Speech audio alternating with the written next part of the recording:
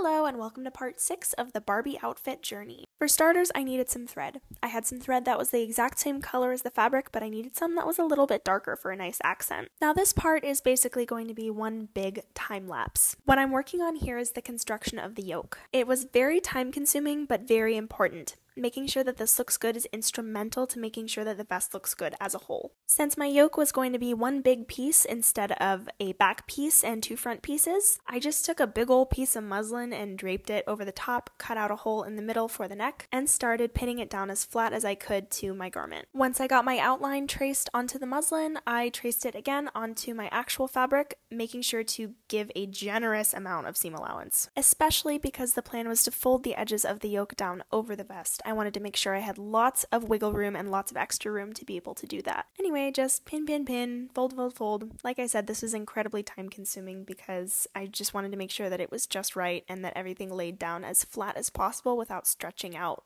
or pulling or pushing anything that was underneath it. And yes, you observant Oscars, those are pants. I do have a video that's fully edited and ready to go, but I'm just kind of waiting to upload it before I finish a lot more of the vest videos. And this is how the yoke was looking. If you've made it this far, I really appreciate it. I know this isn't the most interesting video, but they are going to get a lot more interesting. This was just a lot of tedious stuff that had to happen. It's looking so good. Come back for part 7.